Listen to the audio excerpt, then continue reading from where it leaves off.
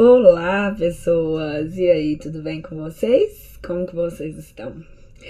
Vamos continuar então nosso vídeo com o próximo capítulo. Capítulo não, perdão. Com a continuação, né? Na verdade, do capítulo 3 do livro Mulheres que Correm com Lobos.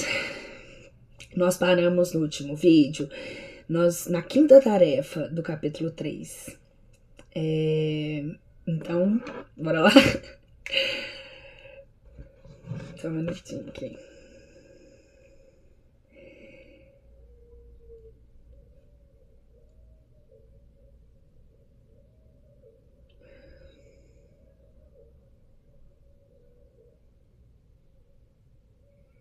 Então foi... Capítulo 3, Farejando Fatos, o resgate e a intuição, o resgate da intuição como iniciação. E aí nós íamos para o quinto conto.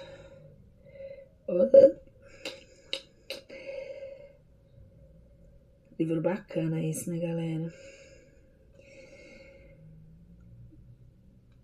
A quinta tarefa, servir o não racional. Deixa eu tirar esse aqui. Isso. Nessa parte da história, Vasalisa pediu o fogo a Baba Yaga e a Yaga concorda se Vasalisa fizer em troca alguns serviços domésticos para ela. As tarefas psíquicas desse período de aprendizado são as seguintes: ficar com a deusa Megera, o poder dela, o seu poder e os poderes das purificações interiores, limpar, escolher, alimentar, criar energias e ideias, lavar as roupas da Yaga, cozinhar para ela, limpar a sua casa e separar os elementos. Há não muito tempo, as mulheres se envolviam profundamente com os ritmos da vida e da morte. Elas aspiravam o cheiro do acre do ferro no sangue fresco do parto. Elas também lavavam os corpos frios dos mortos. A psique da mulher moderna, especialmente daquelas provenientes de culturas industriais e tecnológicas, é muitas vezes privada dessas experiências básicas e abençoadas de natureza prática e íntima. Existe, porém, um meio para que a não iniciada participe dos aspectos sensíveis dos ciclos da vida e da morte. Baba Yaga, a mãe selvagem, é a mestra que podemos consultar nesses casos. Ela instrui o ordenamento da casa da alma. Ela infunde uma ordem alternativa no ego, uma ordem em que a magia pode acontecer, a alegria pode ser criada, o apetite permanece intacto. As tarefas são realizadas com prazer. Baba Yaga é o modelo para sermos fiéis ao self. Ela ensina tanto a morte quanto a renovação. No conto de fadas, ela ensina a Vasalisa como cuidar da casa psíquica dos primitivos. E ainda hoje em dia, para lavar a roupa, a pessoa descia até o rio e lá fazia as abluções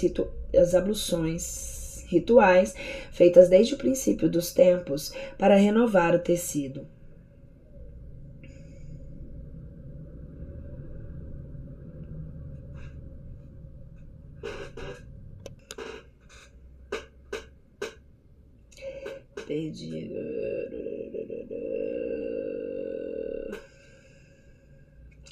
Trata-se de um belo símbolo da limpeza e da purificação de toda a imagem da psique.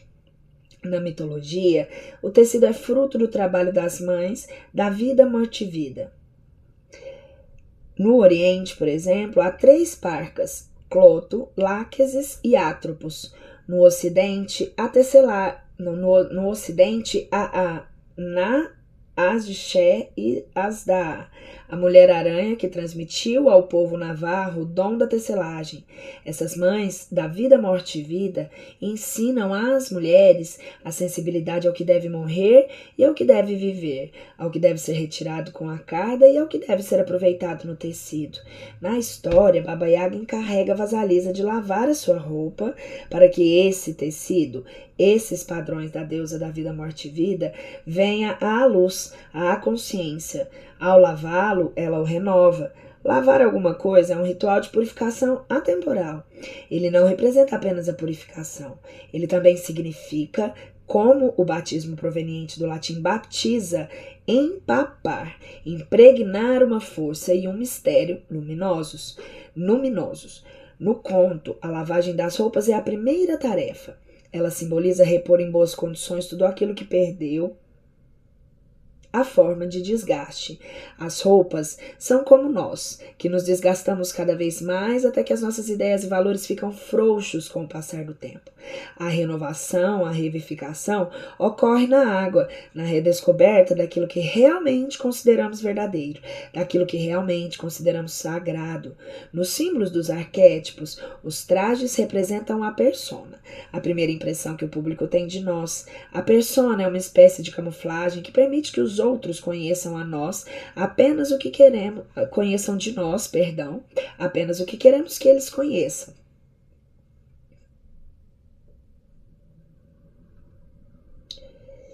E nada mais. No entanto, existe um significado mais antigo da persona, encontrado em todos os ritos da América Central, um significado bem conhecido: cantadoras e cuentistas.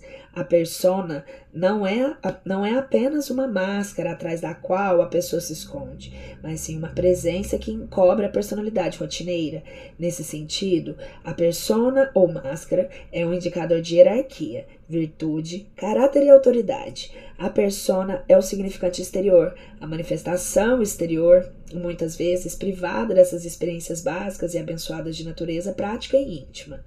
Existe um meio, porém, para que a não iniciada participe dos aspectos sensíveis do ciclo da vida e da morte.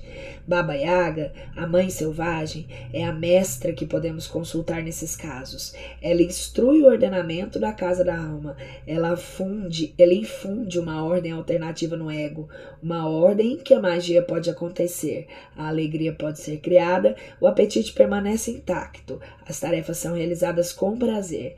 Baba Yaga é o modelo para sermos fiéis ao self. Ela ensina tanto a morte quanto a renovação. No conto de fadas, ela ensina a vasalisa como cuidar da casa psíquica do feminino selvagem. Lavar as roupas da Yaga é um símbolo lendário. Nos países primitivos e ainda hoje em dia, para lavar a roupa, a pessoa descia até o rio e lá fazia as abluções rituais feitas pelo princípio dos tempos para renovar o tecido. Olha, a hora que o TDAH, o dia que o TDAH tá mais atacadinho. Mas, vou fazer o seguinte, eu vou reler um parágrafo aqui, porque dessa vez realmente eu não é uma frisada, não, nem esquecida mesmo. Eu voltei aqui, eu tenho uma dificuldade com o Kindle, que toda vez que eu desço a página, eu vou lá pra cima e repito. Aí a hora que eu vejo, eu tô lendo de novo, eu percebo.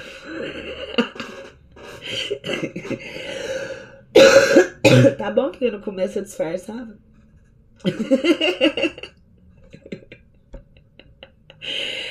Bom dia, quinta-feira. 8 minutos de vídeo, leitura e a gente já tá toda bagunçada. Mas vamos voltar aqui.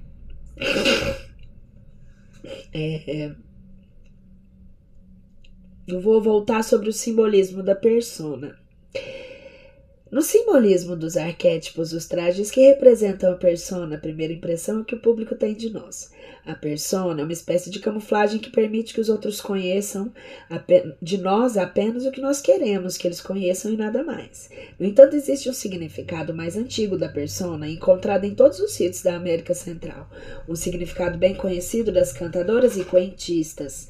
A persona não é apenas uma máscara atrás da qual a pessoa se esconde, mas sim uma presença que encobre a personalidade rotineira. Nesse sentido, a persona ou máscara é um indicador de hierarquia, virtude, caráter e autoridade. A persona é o significante exterior, a manifestação exterior de comando. Isso, agora gosto muito dessa tarefa iniciática na qual se exige que a mulher purifique as personas. O manto de autoridade da grande Yaga da floresta. Ao lavar as roupas da Yaga, a própria iniciada verá como são feitas as costuras da persona, que modelos de traje seguem. Logo, ela mesma terá uma quantidade dessas personas a serem penduradas em seu armário em meio a outras criadas por ela durante toda a vida.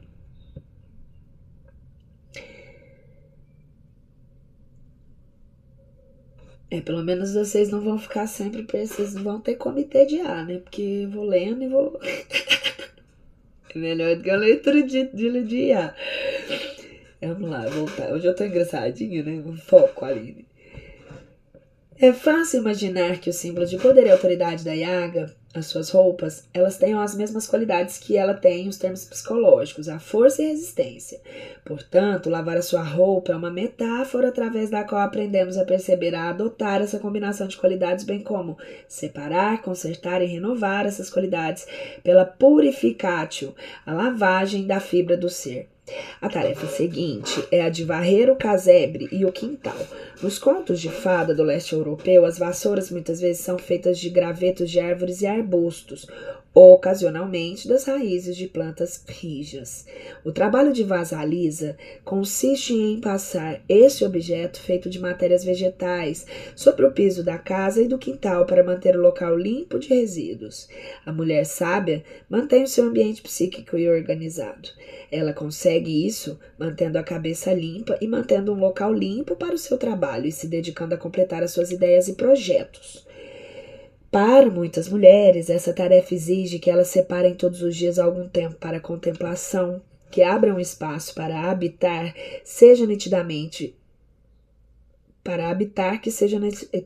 que abram um espaço para habitar que seja nitidamente seu, com papel, canetas, tintas, ferramentas, conversa, tempo, liberdades que se destinam apenas a esse trabalho.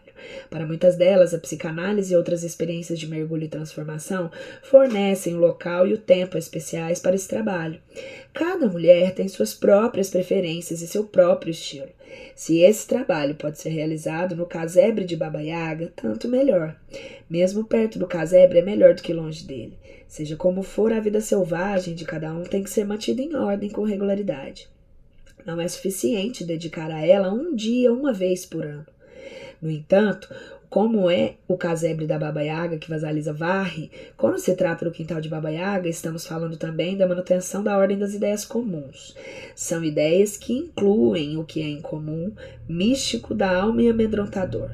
Varrer o ambiente significa não só começar a valorizar a vida não superficial, mas também cuidar da sua organização.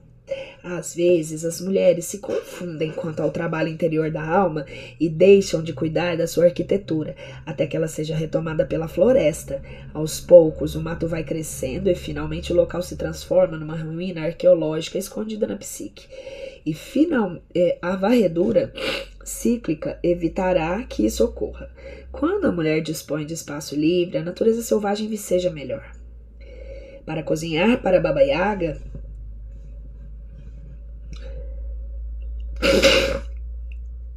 perguntamos literalmente como se alimenta a Baba Yaga da psique. O que se oferece a uma deusa tão selvagem? Em primeiro lugar, para cozinhar para Yaga, acende-se o fogo. A mulher precisa estar disposta a arder de paixão com as palavras, com as ideias, com o desejo, por não importa o que ela realmente aprecie. É de fato essa paixão que provoca o cozimento, as ideias significativas da mulher. E as ideias significativas da mulher são o alimento que é preparado. Para cozinhar para Yaga, daremos um jeito para que nossa vida criativa tenha um fogo constante a aquecê-la. Seria melhor para a maioria de nós se nos tornássemos mais competentes em vigiar o fogo que está por baixo do nosso trabalho, se observássemos com mais cuidado, o processo de cozimento para a nutrição do self selvagem. Infelizmente, muitas vezes voltamos as costas à panela, ao fogão. Esquecemos de nos vigiar, esquecemos-nos de acrescentar lenha, esquecemos-nos de mexer. Pensamos erroneamente que o fogo e o ato de cozinhar são parecidos com algumas daquelas resistentes plantas domésticas que sobrevivem sem água 8 meses até que um dia não aguentam mais. Não é bem assim. O fogo exige atenção porque é fácil deixar que ele se apague. A Yaga não precisa ser alimentada e vai haver um barulho dos diabos se ela sentir fome. Portanto, o cozimento das coisas novas, novos rumos, da dedicação da nossa arte ao trabalho que alimenta a alma selvagem permanente. É isso mesmo que nutre a velha mãe selvagem e lhe dá sustento à nossa psique.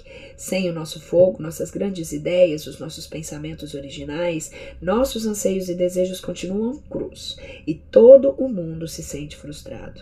Por outro lado, qualquer coisa que façamos que tenha fogo, irá agradar a mãe selvagem e manter todas nós nutridas. No desenvolvimento, das mulheres, todas essas ações ligadas às prendas domésticas, como cozinhar, lavar, varrer, significam algo além do rotineiro. Todas essas imagens sugerem modos de se pensar na vida da alma, de avaliá-la, alimentá-la, nutri-la, corrigi-la, purificá-la e organizá-la. Vasalisa recebe a iniciação em todos esses aspectos e a sua instituição a ajuda a realizar as tarefas. A natureza intuitiva dispõe da capacidade de estimar as situações num relance, de avaliar um átimo, de eliminar o entulho que cerca uma ideia, de identificar a essência para lhe infundir a vitalidade, cozinhar ideias cruas e preparar o alimento para a psique. Vasalisa, através da boneca da intuição, está aprendendo a escolher, a compreender, a manter em ordem, a limpar e se arrumar o ambiente da psique. Além disso, ela aprende que a mãe selvagem exige muito alimento para poder realizar seu trabalho. Não se pode impor a Baba Yaga uma dieta de folha de alface e café preto. Se quisermos nos aproximar da mãe selvagem, devemos perceber que ela tem apetite por certos alimentos. Se quisermos ter um relacionamento com o feminino ancestral, precisamos cozinhar muito. Com essas tarefas, Baba Yaga ensina e Vasalisa aprende a não se intimidar diante da escala do grande, do poderoso, do cíclico, do imprevisto, do inesperado, do vasto e do imenso, que é a escala da natureza, do peculiar, do estranho e do incomum. Os ciclos das mulheres, de acordo com as tarefas de Vasalisa, são os seguintes: limpar o nosso pensamento, renovando os nossos valores com regularidade, eliminar da nossa psique as insignificâncias e varrê-las, purificar os nossos estados de pensamento e sentimento com regularidade, acender a fogueira criativa e cozinhar ideias num ritmo sistemático, especialmente cozinhar muito para alimentar o relacionamento entre nós mesmas e a natureza selvagem. Vasalisa, através do período passado com a Yaga, acabará incorporando algo do jeito e do estilo da Yaga. E nós também. Cabe a nós, dentro das nossas próprias limitações humanas, seguir o seu exemplo. Isso nós aprendemos, apesar de ficar assombradas ao mesmo tempo, pois na terra de Baba Yaga há objetos que voam à noite e estão de pé ao nascer do sol, todos convocados pela natureza instintiva selvagem. Há ossos dos mortos que ainda falam e há os ventos, os fados, os sóis, a lua e o céu, que vivem todos no enorme baú da Yaga. No entanto, ela mantém tudo em ordem. O dia vem depois da noite. Uma estação segue-se à outra. Ela não é aleatória, ela tem pé e cabeça. Na história, a Yaga descobre que Vasalisa completou todas as tarefas que lhe foram propostas e fica satisfeita, mas também um pouco decepcionada por não poder ralhar com a menina. É assim, só por se certificar de que Vasalisa não ficasse confiante demais. Baba Yaga diz mais ou menos o seguinte: bem, só porque você conseguiu fazer o serviço uma vez não quer dizer que você vai conseguir de novo. Por isso eu tenho mais um dia de tarefas para você. Vamos ver como você se sai, queridinha, se não... Mais uma vez, Vasalisa cumpre as tarefas, recorrendo à capacidade e à orientação intuitiva. A capacidade da orientação intuitiva. E a Yaga lhe concede, a contragosto, uma aprovação mal-humorada. Daquele tipo que sempre vem de uma mulher mais velha que já viveu muito e viu muitas coisas, que até certo ponto preferia não ter vivido e visto tanto, ao mesmo tempo sente orgulho disso. E ao mesmo tempo sente orgulho disso. Galera, quem sabe faz ao vivo, quem não sabe também. Hoje eu não estou assim muito ácido na leitura, mas vamos acompanhamos juntos. Estamos lendo aqui juntinhos. Vamos lá. A sexta tarefa: separar isso daquilo. Nessa parte da história, Baba Yaga exige de Vasalisa duas tarefas muito difíceis. As tarefas psíquicas da mulher são as seguintes: aprender a discriminar a meticulosidade, a separar as coisas umas das outras com o melhor discernimento, aprender a fazer distinções sutis ao escolher o milho mofado do milho e ao selecionar a semente papoula de um monte de estrume. Observar o poder do inconsciente e como ele funciona mesmo quando o ego não está familiarizado, os pares de mãos que aparecem no ar. Aprender mais sobre a vida, o milho, e a morte, a semente papoula. Pede-se a Vasalisa que se separe 4 substâncias, o milho mofado do milho-são e a semente de papoula do estrume. A boneca intuitiva realiza essa separação. Às vezes esse processo de separação ocorre num nível tão profundo que ele mal chega ao nosso consciente, até que um dia... A separação relatada nessa história é o tipo que surge quando nos deparamos com o dilema como uma pergunta, mas sem que nos ocorram muitas ideias que nos ajudem a resolver a questão. Se deixarmos em paz, no entanto, voltamos mais tarde a ela, que pode ser uma boa solução e esteja à nossa espera ali onde antes não havia nada. Ou vá dormir, veja com quem vai sonhar. Talvez velha de 2 milhões de anos chegue das trevas para visitá-la. Talvez ela traga a solução, mostre a resposta que está bem debaixo da sua cama, dentro do seu bolso, num livro ou atrás da sua orelha. É um fenômeno o fato de uma pergunta feita quando a pessoa vai dormir. Com a prática, suscitar uma resposta quando a pessoa desperta. Existe algo na psique, algo da boneca selvagem, algo que fica por baixo, acima ou dentro do inconsciente coletivo que separa os materiais enquanto dormimos e sonhamos. E confiar nessa qualidade também faz parte da natureza selvagem. O milho mofado tem 2 significados.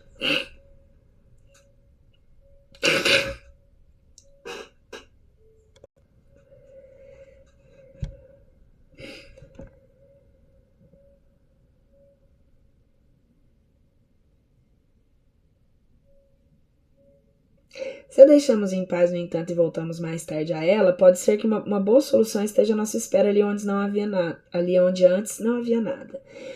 Ou vá dormir, veja com quem vai sonhar. Talvez a velha de 2 milhões de anos chegue das trevas para visitá-la. Voltei um pouquinho só pra gente... Talvez ela traga a solução ou mostre a resposta que está embaixo da sua cama, dentro do seu bolso, num livro ou atrás da sua orelha. É um fenômeno, o fato, uma pergunta feita quando a pessoa vai dormir. Com a prática, suscitar uma resposta quando a pessoa desperta. Existe algo na psique, algo da boneca selvagem, algo que fica por baixo, acima ou dentro do inconsciente coletivo, que separa os materiais enquanto dormimos e sonhamos. E confiar nessa qualidade também faz parte da natureza selvagem. O milho mofado tem 2 significados. Sob a forma de bebida, o milho mofado pode ser usado tanto como inebriante como medicamento. Existe um fungo chamado carvão do milho, um fungo preto bastante peludo que se encontra no milho mofado, que também tem a reputação de ser alucinógeno. Vários estudiosos aventaram a hipótese de que alucinógenos originados do trigo, da cevada, da papoula ou do milho teriam sido usados nos antigos ritos das deusas elêusicas na Grécia. Além disso, a separação do milho que a Iaga pede às deusas...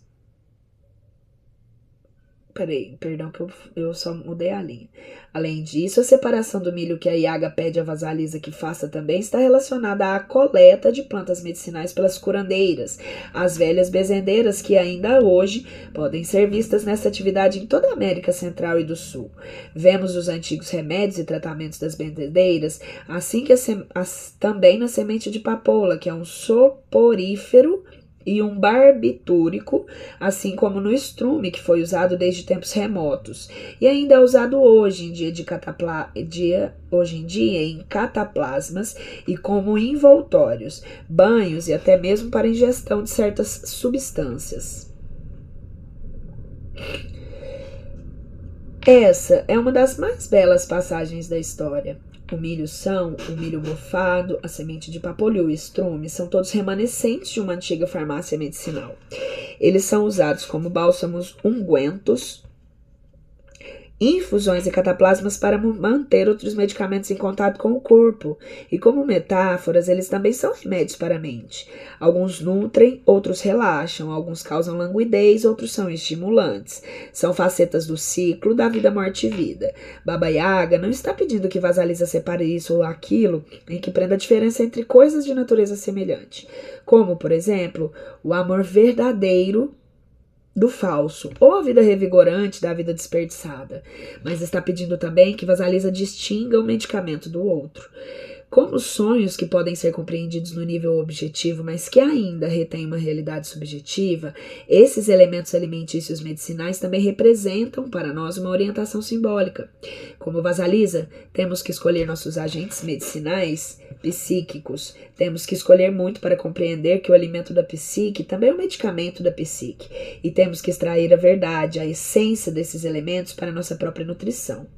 Todos esses elementos e tarefas estão transmitindo a Vasalisa ensinamentos sobre a natureza da vida, morte e vida.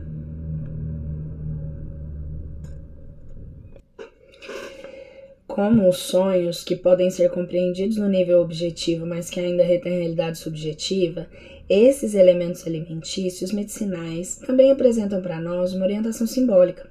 Como Vasalisa, temos que escolher os nossos agentes medicinais psíquicos. Temos que escolher muito para compreender que o alimento da psique também é um medicamento da psique e temos que extrair a verdade, a essência desses elementos para a nossa própria nutrição.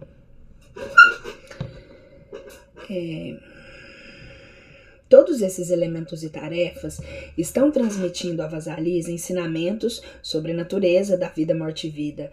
Toma lá da cá dos cuidados com a natureza selvagem.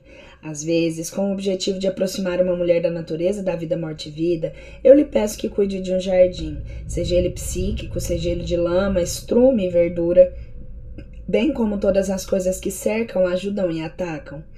Que ele representa é a psique selvagem. O jardim é um vínculo concreto com a vida e a morte.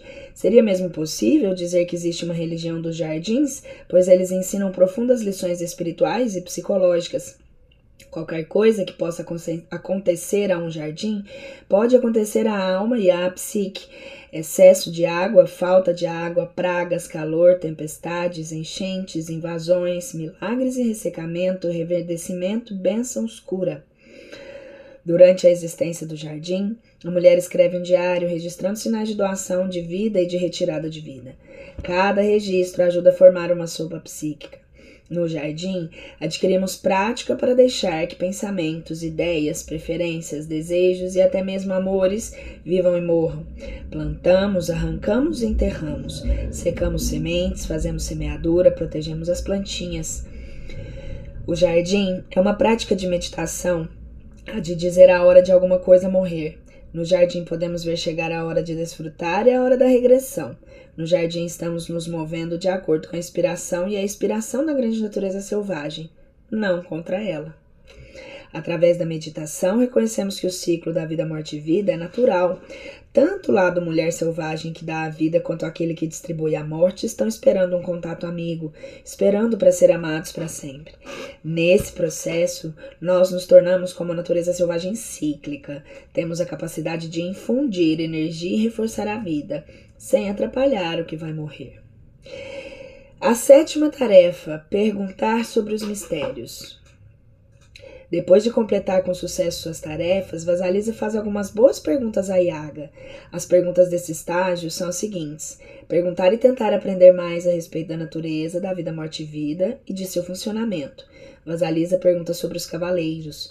Aprender a verdade acerca da capacidade de compreender todos os elementos da natureza selvagem. Abre parênteses, saber demais pode envelhecer pessoas antes do tempo.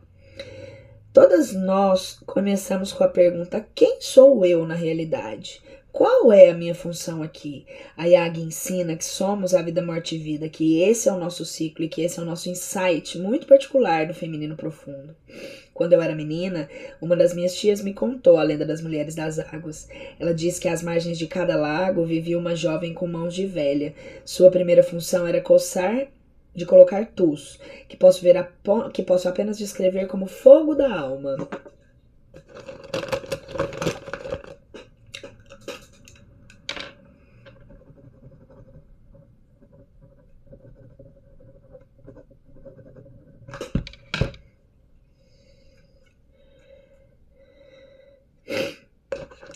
Em dúzias de lindos patos de porcelana.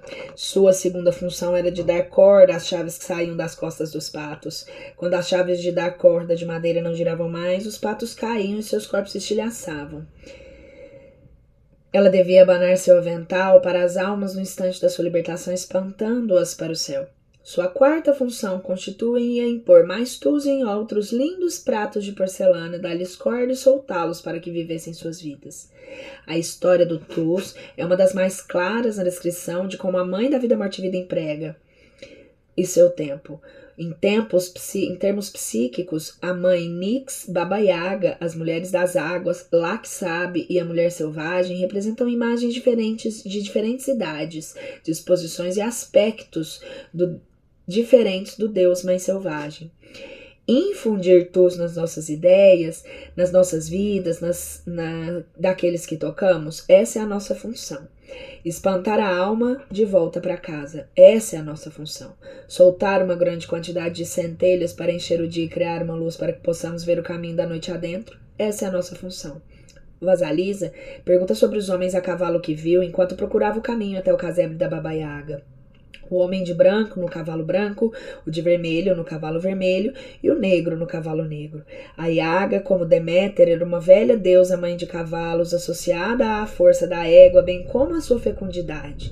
O casebre de Baba Yaga é uma cocheira para cavalos multicores e para seus cavaleiros. São eles que puxam o sol para que cruze os céus durante o dia e que puxam a cortina das trevas para encobrir o céu à noite. Mas não é só isso. Os cavaleiros de negro, de vermelho e de branco simbolizam as antigas cores associadas ao nascimento, à vida e à morte. Essas cores também representam velhas ideias de descida, morte e renascimento. O negro, o significado, a dissolução de antigos valores. O vermelho, o sacrifício de ilusões mantidas anteriormente. E o branco, a nova luz, o novo conhecimento que deriva de ter vivenciado as duas primeiras cores. Os velhos termos usados nos tempos medievais são nigredo, negro, rubedo, vermelho, albedo e branco. Eles descrevem uma alquimia que segue o trajeto da mulher selvagem, o trabalho da mãe da vida, morte e vida. Sem os símbolos do amanhecer, da luz, sobre a descrição misteriosa, ela não seria quem ela é. Sem o brotar da esperança dos nossos corações ser uma luz permanente, não importa se de uma vela ou de um sol, ao discriminar isso daquilo nas nossas vidas, sem uma noite a partir da qual tudo pode ser amenizado, a partir do qual pode se nascer, nós também não teríamos nada a aproveitar da nossa natureza selvagem. As cores da história são extremamente preciosas, pois cada uma tem seu lado de morte e seu lado de vida. O negro é a cor da lama, da fertilidade, da substância básica na qual semeamos nossas ideias. No entanto, o negro também é a cor da morte e do escurecimento da luz. O negro ainda tem um terceiro aspecto. Ele é a cor associada àquele mundo entre os mundos no qual se baseia a loba, pois negro é a cor da descida. O negro é uma promessa que você logra saber algo antes que não sabia. O vermelho é a cor do sacrifício, da fúria de matar e ser morto. No entanto, o vermelho é também a cor da vida vibrante, da emoção dinâmica, da excitação de Eros e do desejo. É uma cor considerada um poderoso medicamento para as enfermidades psíquicas, cor que desperta o apetite. No mundo inteiro existe uma figura conhecida como a Mãe Vermelha. Ela não é conhecida como Mandona ou Mãe Negra, mas é a guardiã das coisas que passam. Suas graças são especialmente procuradas por quem está a dar à luz, pois quem quer que deixe este mundo ou nele entre precisa atravessar seu rio vermelho. O rio vermelho era uma promessa de que uma ascensão ou nascimento está por acontecer. Branco é a cor do novo, do puro e imaculado. Também é a cor da alma livre do corpo, do espírito desembaraçado do físico. É a cor da nutrição essencial, do leite materno. E, por outro lado, ele é a cor dos mortos, daquilo que perdeu seu tom rosado, o rubor da vitalidade. Quando surge o branco, tudo fica temporariamente tábula rasa, sem nenhuma inscrição. O branco é uma promessa que existe nutrição suficiente para que tudo comece de novo. Além dos cavalheiros, tanto Vasalisa quanto sua boneca estão vestidas de vermelho, branco e preto. Vasalisa e sua boneca são a análogem da alquimia. Juntas, elas fazem com que Vasalisa se torne a futura mãe da vida, morte e vida. Na história, há duas epifanias ou doação de vida. A vida de Vasalisa é revitalizada pela boneca pelo seu encontro com Baba Yaga, consequentemente por todas as tarefas que ela consegue cumprir. Há também na história duas mortes, a de mãe boa demais e a de família da madrasta. No entanto, percebemos com facilidade que as mortes são convenientes e que, em última análise, elas proporcionam à menina uma vida mais plena. Assim, essa atitude de deixar morrer, deixar viver é muito importante. Trata-se do ritmo básico e natural que as mulheres devem compreender e vivenciar. Captar esse ritmo reduz o medo, pois prevemos o futuro e os maremotos e marés vazantes que ele reserva. A boneca e a Yaga são as mais selvagens de todas as vazantes que ele reserva. A boneca e a Yaga são as mais selvagens de todas as mulheres. Elas fornecem os penetrantes dos intuitivos a partir desse nível pessoal, assim como o divino. É esse ensinamento... É esse o ensinamento e o paradoxo extremo da natureza instintiva. É uma espécie de budismo dos lobos. O que é um é dois. O que é dois forma três. O que vive morrerá. O que morre viverá. É isso o que Baba Yaga quer dizer quando avisa que saber demais pode envelhecer a pessoa antes do tempo. Há uma quantidade determinada de coisas que todos deveríamos saber em cada idade, cada estágio de nossas vidas. Na história, conhecer o significado das mãos que aparecem e espremem o óleo de milho e da semente de papoula, 2 medicamentos que por si só podem ser revitalizantes e fatais, é querer saber demais. Vasalisa faz perguntas sobre os cavalos, mas não sobre as mãos. Quando eu era jovem, perguntei a Bulgana Robnovic, uma contadora de histórias já idosa, do Cáucaso, que vivia numa minúscula comunidade rural russa em Minnesota, a respeito de Baba Yaga. Como ela encarava essa parte da história da qual Vasalisa simplesmente sabe que deve parar de fazer perguntas, ela olhou para mim com aquele olhar sem cílios e um cachorro velho e respondeu: existem coisas que ninguém pode saber. Abriu um sorriso fascinante, cruzou os tornozelos grossos e deu a questão por encerrada. Tentar compreender o mistério dos criados que aparecem e desaparecem sob a forma de mãos é o mesmo que tentar entender absolutamente o âmago do luminoso. Ao afastar Vasalisa dessa pergunta, a boneca e a Yaga previnem a menina para que não invoque em excesso a força luminosa. E isso é correio, porque embora visitemos o além, não queremos ficar extasiadas e, portanto, presas por lá. Nessa parte, a Yaga faz alusão a um outro conjunto de ciclos da vida feminina. À medida que a mulher passa por eles, ele compreende cada vez mais esses ritmos femininos interiores, dentre eles, os ritmos de criatividade, de aparição de filhos psíquicos e talvez filhos humanos também. Os ritmos da solidão, da brincadeira, do descanso, da sexualidade e da caça. Não é preciso forçar nada, a compreensão virá. Algumas coisas precisam ser aceitas como fora do nosso alcance, muito embora elas nos influenciem e nos enriqueçam. Diz um ditado: há assuntos que só a Deus pertencem.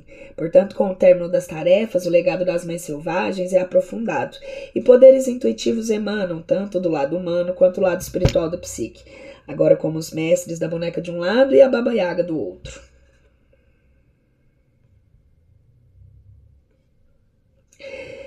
A 8ª tarefa.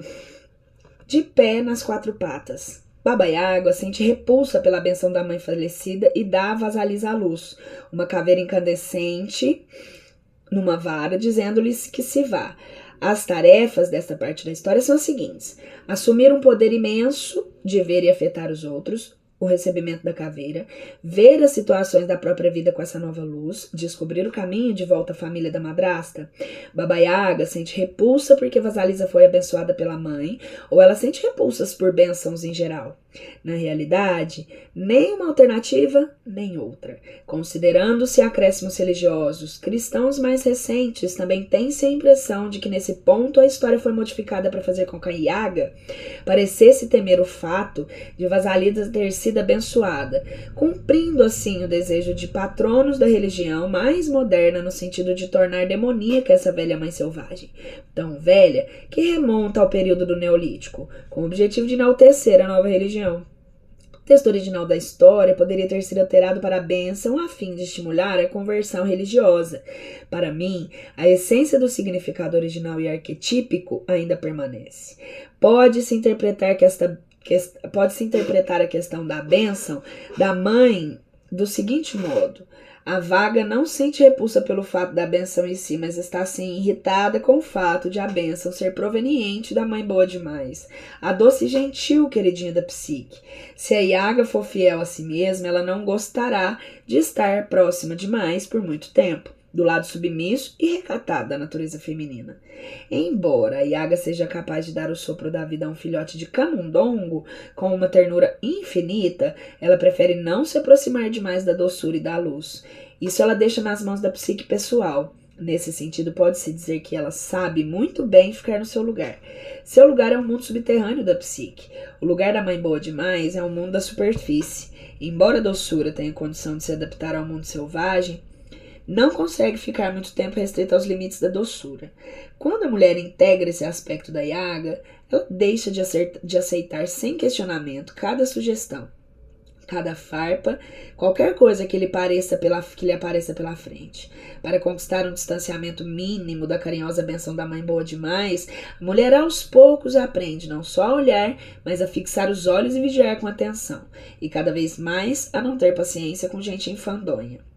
Tendo criado, através da sua experiência de servir a Yaga, uma capacidade interior que antes não possuía, Vasalisa recebe uma parte do poder selvagem da deusa Megera. Algumas mulheres receiam que esse profundo conhecimento por meio do instinto e da intuição irá torná-las responsáveis ou desmioladas, mas esse é um medo infundado. Vale o contrário. A falta de intuição, de sensibilidade para com os ciclos ou a negação a seguir o próprio conhecimento dão origem a escolhas que acabam se revelando infelizes e até mesmo desastrosas.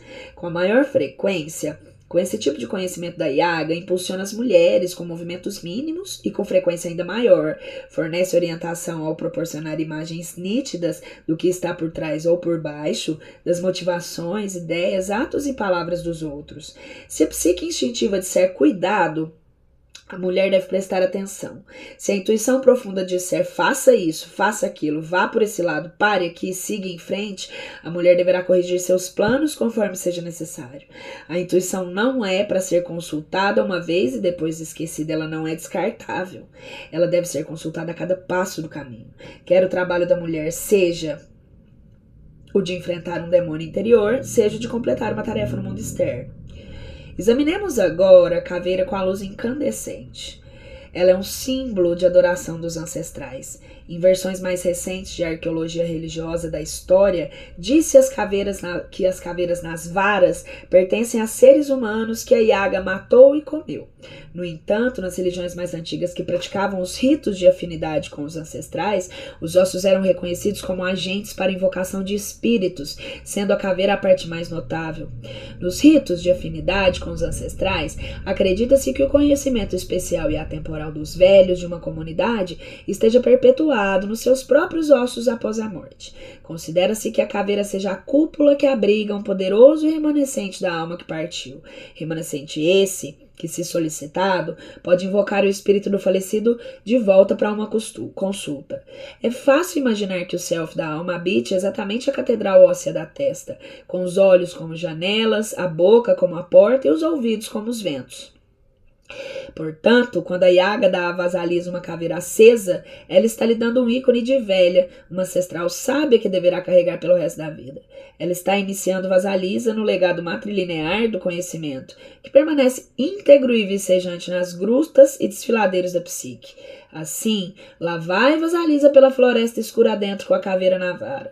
Ela perambulou um pouco para chegar até a Yaga, mas agora volta para casa com maior segurança, maior certeza, com a postura ereta, voltada para a frente. Essa é a subida a partir da iniciação da intuição profunda.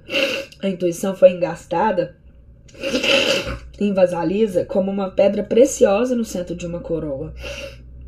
Quando a mulher chegou a esse ponto, ela conseguiu largar a proteção da sua própria mãe boa demais no interior, aprendeu a esperar a adversidade do mundo externo e a lidar com ela no estilo forte em vez de complexo.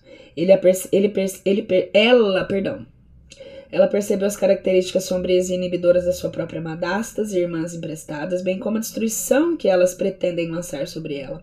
Ela conseguiu transpor as trevas ao ouvir a sua voz interior e foi capaz de suportar o rosto da Megera, que é um aspecto da sua própria natureza, mas também da poderosa natureza da mulher selvagem. Ela está, portanto, capacitada para compreender poderes espantosos e conscientes, dela mesma e de outros. Nada mais de mais estou com medo. Ela prestou serviços à deusa megera da psique, alimentou o relacionamento, purificou a persona, manteve limpo o raciocínio. Ela conseguiu conhecer essa selvagem força feminina e seus hábitos, aprendeu a discriminar, a separar os pensamentos dos sentimentos, a reconhecer a imensa força selvagem da sua própria psique. Ela aprendeu acerca da vida, morte e vida e do dom das mulheres sobre tudo isso. Com esse talento recém-adquirido da Yaga, ela não precisa mais sentir falta de confiança ou potência. Tendo recebido o legado das mães e a intuição do lado humano, da sua natureza, e um conhecimento selvagem do lado da psique ligada a lá que sabe, ela está bem preparada. Segue adiante na vida com os pés firmes um atrás do outro como uma mulher. Ela aglutinou o seu poder e agora vê o mundo e a sua vida através do novo enfoque. Vejamos o que acontece quando a mulher se comporta desse modo.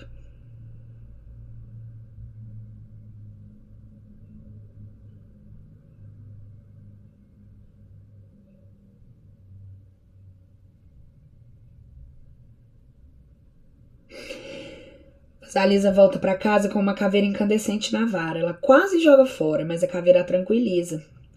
Uma vez de volta à casa, a caveira observa a madrasta, suas filhas queimando-as até reduzi-las a cinzas. Vasalisa tem uma vida longa e feliz daí em diante. São as seguintes tarefas desse estágio: usar a própria visão aguçada, os olhos incandescentes para reconhecer a sombra negativa da nossa própria psique e os aspectos negativos das pessoas e acontecimentos do mundo exterior, bem como para reagir a eles, reformular as sombras negativas da própria psique com o fogo da megera. A perversa família da madrasta, que anteriormente torturava Vasalisa, é reduzida a cinzas. Vasalisa traz a caveira incandescente numa vara diante de si enquanto atravessa a pé a floresta e sua boneca indica o caminho de volta. Vá por aqui, agora por aqui. Vasalisa costumava ser uma tolinha de olhos vidrados e agora é uma mulher que anda com a força à sua frente. Uma luz ardente emana dos olhos, ouvidos, nariz e boca da caveira. Ela é a representação de todos os processos psíquicos que estão ligados à discriminação. Ela está relacionada aos ritos de afinidade com os ancestrais e, portanto, à memória. Se a Yaga tivesse dado a Vasalisa uma rótula numa vara, isso exigiria uma interpretação simbólica diferente. Se ela tivesse recebido os ossos do carpo, do pescoço ou qualquer outro osso, com exceção, talvez, do da pelve feminina, o significado seria o mesmo. Pois a caveira é uma representação da intuição. Ela não faz a Yaga ou a Vasalisa, ela não faz mal a Yaga ou a Vasalisa e dispõe um poder de discriminação exclusivo. Vasalisa agora leva a chama do conhecimento. Ela possui aqueles sentidos aterradores. Ela pode usar à vontade a sua visão, a sua audição, olfato e gosto, e ela é dona do seu próprio self. Ela tem a boneca e a capacidade sensorial da Yaga e agora também da caveira incandescente. Por um momento, Vasalisa sente medo do poder que carrega e pensa em jogar fora a caveira luminosa. Com esse poder formidável, as suas ordens não é de surpreender que ocorra ao seu ego que talvez fosse melhor, mais fácil e mais seguro, livrar-se dessa luz ardente, tendo em vista seu valor e o valor que Vasalisa adquiriu com ela. No entanto, uma voz sobrenatural dentro da caveira recomenda que ela fique calma e siga em frente. É isso que ela consegue fazer. Cada mulher que resgate sua intuição e seus poderes semelhantes ao da Yaga chega a um ponto em que se sente tentada a se desfazer deles. Pois de que adianta ver e saber todas essas coisas? Essa luz da caveira não perdoa. Sobre a sua claridade velos são idosos, os belos exuberantes, os bobos tolos, os embriagados bêbados, os infiéis traiçoeiros. E o inacreditável é registrado como um milagre. A luz da caveira vê o que vê. Ela é eterna e fica sempre ali à frente, refugindo adiante da mulher como uma presença que anda um pouco à sua frente, mantendo-a informada do que vai encontrando. É uma patrulha de reconhecimento perpétua.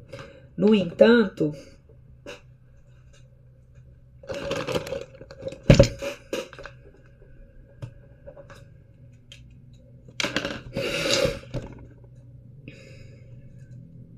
quando a pessoa dispõe dessa capacidade de ver e de pressentir, é preciso fazer algo a respeito do que se viu.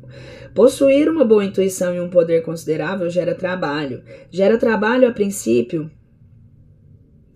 pela observação e compreensão das forças e desequilíbrios negativos, tanto de fora para dentro quanto de dentro para fora. Também provoca o esforço no sentido de reunir a disposição necessária para fazer algo a respeito do que se vê, seja para o bem ou para o equilíbrio, seja para permitir que alguma coisa morra.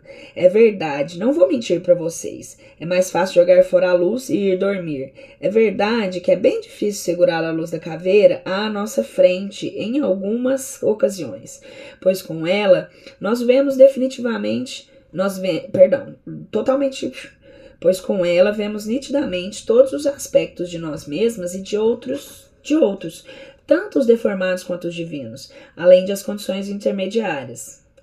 Mesmo assim, com essa luz, chegam ao nível da consciência os milagres da profunda beleza que existe no mundo e nos seres humanos.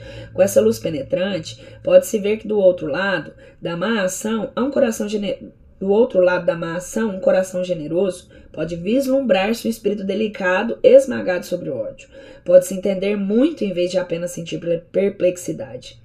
Essa luz pode discriminar camadas distintas de personalidade, das intenções e das motivações nos outros. Ela pode determinar o consciente e o inconsciente em nós mesmos e nos outros. É a varinha de condão do conhecimento. Ele é o espelho pelo qual se pressente tudo. É a profunda natureza selvagem. Não obstante, há horas em que as suas informações são dolorosas e quase insuportáveis, pois a caveira aponta para o lugar onde se trama a traição, onde coragem falta àqueles que dizem o contrário. Ela denuncia a inveja, oculta como gordura frita por trás de um sorriso de carinho.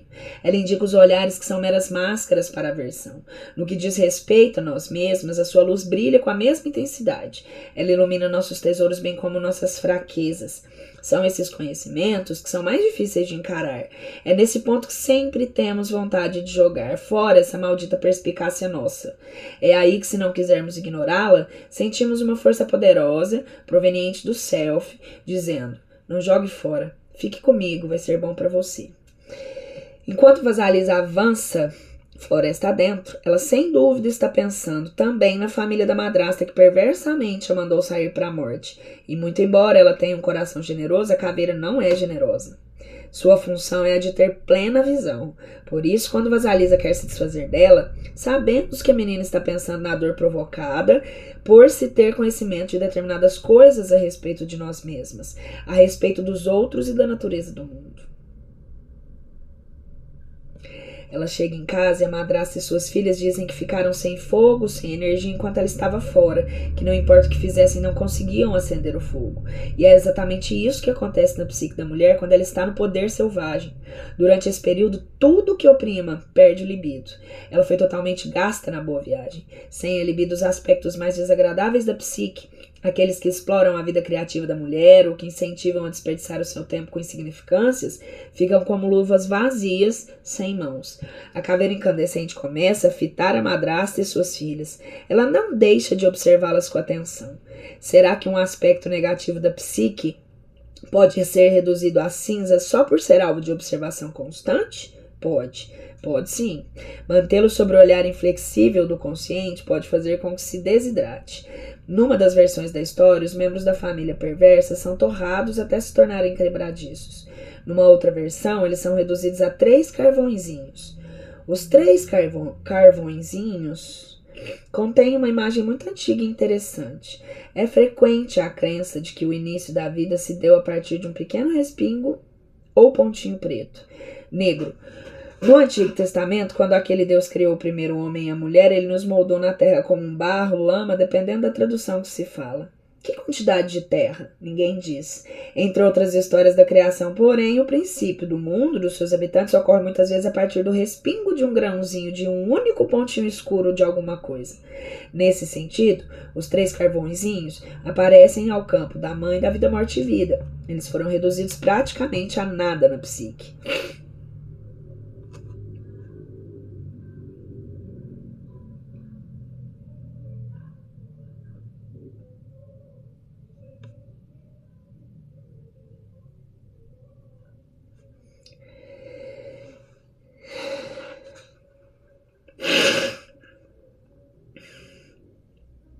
Eles são privados da libido.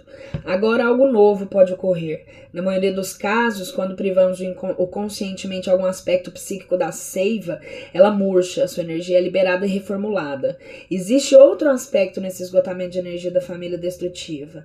Não podemos manter a conscientização adquirida no encontro com a deusa Megera ao transportar a luz incandescente. Se convivermos com seres cruéis, interna ou externamente. Se estivermos cercados de pessoas que reviram os olhos e olham para o teto, demonstrando repulsa quando estamos por perto, quando falamos, agimos e reagimos, isso é um sinal de que estamos com pessoas que abafam as paixões, as nossas e provavelmente também as delas mesmas.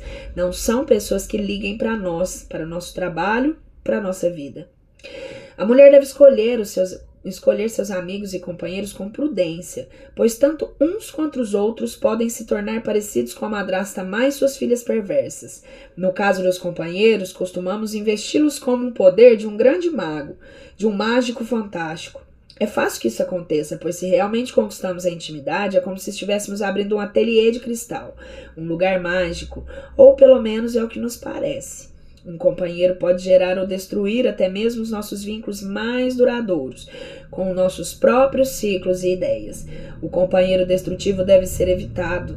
Um tipo melhor de companheiro é o que é finalmente elaborado de uma grande força psíquica e uma carne macia. Para a mulher selvagem, também ajuda se o companheiro for pouco ligado ao psíquico, uma pessoa que possa enxergar no fundo do seu coração. Quando a mulher selvagem tem uma ideia, o amigo ou companheiro jamais dirá, bem, não sei, mas me parece mesmo bobo, pretensioso, inexequível, dispendioso e etc.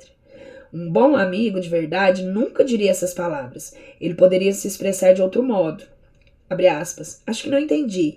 Diga-me como você visualiza a ideia. Diga-me como vai funcionar. Ter um companheiro, amigo que considere como uma criatura vive em crescimento, tanto como uma árvore cresce a partir do chão, uma planta ornamental dentro de casa ou uma roseira no quintal, ter um companheiro e amigos que considerem um verdadeiro ser que vive e respira, que é humano, mas também composto de elementos delicados, úmidos e mágicos, um companheiro e amigos que também apoia a criatura que existe em você. São essas pessoas por quem você está procurando. Elas serão amigas da sua alma pela vida fora. A escolha criteriosa de amigos e companheiros, para não falar nos mestres, é de importância crítica para continuar consciente, para continuar intuitiva, para manter o controle sobre a luz incandescente que vê e sabe. A forma de manter nosso vínculo com o lado selvagem consiste em nos perguntarmos exatamente o que desejamos. Essa pergunta é a que separa a semente do estrume. Uma das discriminações mais importantes que podemos fazer nesse sentido é a diferença entre a cena para nós de fora e o que chama de dentro da nossa alma. Funciona da seguinte maneira. Imaginemos um buffet com creme de chantilly, um bife. Gente, perdão, eu tenho nessa edição aqui do Kindle tem alguns errinhos. Eu vou lendo, eu bato o olho e eu tento ler, mas eu vejo que tá errado realmente. Um bife com chantilly, salmão, rosquinhas, rosbife, salada de frutas, panquecas com molho, arroz, curry, iogurte e muitos outros quitutes colocados em mesa após mesa. Imaginemos que examinamos tudo e vemos algumas coisas que nos agradam. Podemos comentar com nossos botões. Eu realmente gostaria de comer um pouco daquilo e disso aqui, mas um pouco mais daquele outro prato. Alguns homens e mulheres tomam as decisões da vida dessa forma. Existe ao nosso redor um universo que acena constantemente, que se insinua nas nossas vidas, despertando e criando o apetite, onde antes havia pouco ou nenhum.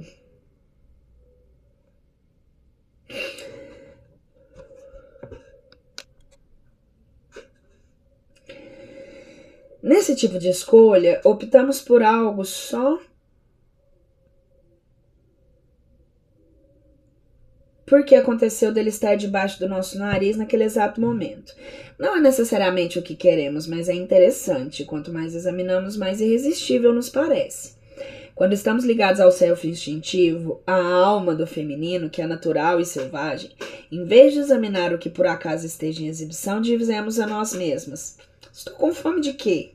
Sem olhar para nada no mundo externo, nos voltamos para dentro e perguntamos do que sinto falta, o que desejo agora. Perguntas alternativas seriam: anseio ter o quê? Estou morrendo de vontade do quê? E a resposta costuma vir rápido. Acho que quero Na verdade, o que seria muito gostoso, um pouco disso e daquilo. Ah, é isso que eu quero. Isso está no buffet? Talvez sim, talvez não. Na maioria dos casos, provavelmente não. Teremos de ir à sua procura em algum tempo e às vezes por muito tempo. No final, porém, iremos encontrar o que procuramos e ficamos felizes por termos feito sondagens acerca dos nossos anseios mais profundos. Essa discriminação que a vasalisa aprende a separar sementes de papoula do estrume e do milho mofado do milho são é uma das lições mais difíceis de aprender, já que ela exige ânimo, determinação e dedicação, muitas vezes implica esperar pelo que se quer. Em nenhuma outra atividade isso fica mais nítido do que na escolha de parceiros e companheiros. Um companheiro não pode ser escolhido como num buffet. O companheiro deve ser escolhido pelo profundo anseio da alma. Escolher só porque algo apetitoso está à sua frente não irá satisfazer nunca a fome do self da alma. É para isso que serve a intuição. Ela é a mensageira da alma. Para entender a imagem ainda mais, se lhe for apresentada a oportunidade de comprar uma bicicleta ou de fazer uma viagem ao Egito, tive que voltar, falha técnica. Ou de fazer uma viagem ao Egito para conhecer as pirâmides, você deve colocar a oportunidade de lado por um instante, mergulhar em si mesmo e perguntar: estou com fome de quê? Do que estou sentindo falta? Talvez seja querendo uma moto em vez de uma bicicleta, talvez esteja querendo visitar a minha avó de idade avançada. As decisões não precisam ser importantes. Às vezes, a questão a ser avaliada é a escolha em dar um passeio e escrever um poema. Seja a questão séria, seja ela banal, a ideia de consultar o self definitivo através de uns aspectos disponíveis. O self boneca, o velho self baba, Yaga, a caveira incandescente. Outra maneira de reforçar o vínculo e a intuição consiste em não permitir que ninguém reprima nossas energias de vida, ou seja, nossas opiniões, pensamentos, ideias, valores, conceitos morais, nossos ideais. Nesse mundo, existem muito poucos exemplos de certo e errado ou de bom e de mal. Existe, porém, o útil e inútil. Também existem coisas que às vezes são destrutivas, bem como as outras construtivas. No entanto, como todos sabem, o jardim deve ser desenvolvido no outono a fim de que se prepare para a primavera. Ele não tem como estar florido o ano inteiro. Devemos, por isso, permitir que os nossos ciclos inatos, não uma outra pessoa externa a nós mesmas, determinem as curvas da ascensão e de mergulho na nossa vida. Existem entropias e criações constantes que fazem parte dos nossos ciclos interiores. Nossa tarefa é entrar em sintonia com eles. Como os ventrículos do coração, que se enchem, se esvaziam e se enchem de novo em nós, aprendemos a aprender o ritmo desse ciclo da vida, morte e vida, em vez de nos sentirmos martirizadas por ele. Vamos compará-lo a pular corda. O ritmo já existe. Nós balançamos para frente e para trás até sentirmos no ritmo. Então entramos, é assim que se faz. Não é nada mais complicado que isso. Além do mais, a intuição fornece opções. Quando estamos ligadas ao self instintivo, sempre temos pelo menos 4 escolhas. As 2 que se opõem à intermediária é aquela que se chega após uma contemplação mais profunda. Se não estivermos investidas do intuitivo, podemos pensar que temos apenas uma escolha, e com frequência que ela é indesejável. Sentimos também que temos que sofrer a respeito do assunto, de nos submeter e de nos afastar a aceitá-la. Nos forçar a aceitá-la. Não, existe um jeito melhor. Preste atenção ao seu ouvido interior, à sua visão interior, ao seu eu interior. Siga-o, ele sabe o que fazer em seguida. Um dos aspectos mais notáveis do uso da intuição e da natureza instintiva é que ela causa o surgimento de uma espontaneidade segura. Ser espontânea não quer dizer ser imprudente. Não se trata de uma qualidade do tipo atacar e falar sem pensar. As fronteiras válidas ainda são importantes. Scheherazade, por exemplo, tinha uma boa noção dos limites. Ela usou a esperteza para agradar enquanto ao mesmo tempo se posicionava de modo a ser valorizada. Ser verdadeira não significa ser inconsequente. Significa, sim, permitir que a voz mitológica se expresse. Consegue-se isso calando o ego por algum tempo e deixando falar à vontade aquilo que deseja expressar. Na realidade consensual, todas temos acesso a mãezinhas selvagens em pessoa. Elas são mulheres e assim que as vemos, algo dentro de nós salta e pensa, mamãe. Damos uma olhada e sabemos, sou da sua prole, sou sua filha. Ela é minha mãe, minha avó. No caso do hombre con pechos, o homem com seios, poderíamos pensar, ah, vovô, ou ah, meu irmão, meu amigo. Simplesmente sabemos que esse homem é benéfico. Paradoxalmente, eles são intensamente masculinos e intensamente femininos ao mesmo tempo. Eles são como a fada madrinha ou como um mentor, como a mãe que nunca tivemos ou não tivemos pelo tempo suficiente. É assim um hombre con pechos. Todos esses seres humanos poderiam ser chamados de pequenas mães selvagens. Geralmente, cada pessoa tem pelo menos uma. Se tivermos sorte ao longo da vida inteira, teremos diversas. Na época em que conhecemos esse tipo de criatura, já somos adultas, ou pelo menos chegamos ao final da adolescência. Elas são muito diferentes das mães boas demais. As pequenas mães selvagens nos orientam e se enchem de orgulho com as nossas realizações. Elas também criticam os bloqueios da nossa vida criativa, sensual, espiritual e intelectual. Seu objetivo é o de nos ajudar a cuidar da nossa arte e reatar nossos vínculos com os instintos selvagens. Elas orientam a restauração da vida intuitiva e ficam entusiasmadas quando entramos em contato com a boneca, orgulhosas quando encontramos a Baba Yaga e felizes quando nos veem voltando com a caveira incandescente à nossa frente. Já vimos que ser ingênua e boazinha demais é perigoso, mas talvez você ainda não esteja convencida. Talvez esteja pensando, ai meu Deus, quem quer ser como Vasalisa? E eu lhe digo que você quer. Você quer ser como Vasalisa, realizar o que ela realizou e seguir pela trilha que ela deixou ao passar, pois é esse o caminho para reter e desenvolver a alma, porque a mulher selvagem é a que ousa, a que cria e a que destrói. Ela é a primitiva e engenhosa que possibilita todos os atos e artes da criação. Ela forma uma floresta à nossa volta e nós começamos a lidar com a vida a partir dessa perspectiva nova e original. Portanto, aqui no final da reinstalação da iniciação da psique feminina, temos uma jovem mulher com experiências espantosas que aprendeu a seguir seu conhecimento. Ela suportou todas as tarefas para chegar à iniciação plena. Os louros lhe pertencem. Talvez a intuição seja a mais fácil das tarefas, mas mantê-la no consciente, deixando viver o que possa viver e deixando morrer o que tiver que morrer, é de longe a tarefa mais árdua, apesar de não satisfatória. A Baba Yaga é a mesma mãe Nix, a mãe do mundo, uma outra deusa da vida, morte e vida. A deusa da vida, morte e vida é sempre uma deusa criadora. Ela cria, forma e sopra a vida. Ela está presente para receber a alma quando o alento se foi. Seguindo suas pegadas, tentamos aprender a deixar nascer o que deve nascer. Quer todas as pessoas certas estejam ali, quer não.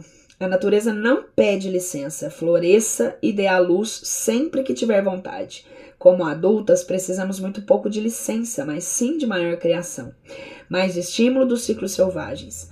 Deixar morrer é o tema do final da história. Vasalisa aprendeu sua lição. Ela cai numa crise histérica quando a caveira faz arder as mulheres perversas? Não. O que deve morrer, morre. Como se toma uma decisão dessas? Sabe-se simplesmente. Lá que sabe, sabe. Peça conselhos a ela. Ela é a mãe dos tempos. Nada a surpreende. Ela já viu tudo. Para a maioria das mulheres, deixar morrer não é contra a sua natureza, é contra a sua criação. Isso pode ser modificado. Todas nós sabemos no fundo de los ovários que quando chegou a hora da vida, quando chegou a hora da morte. Podemos tentar nos enganar por vários motivos, mas sabemos. Pela luz da caveira incandescente, nós sabemos.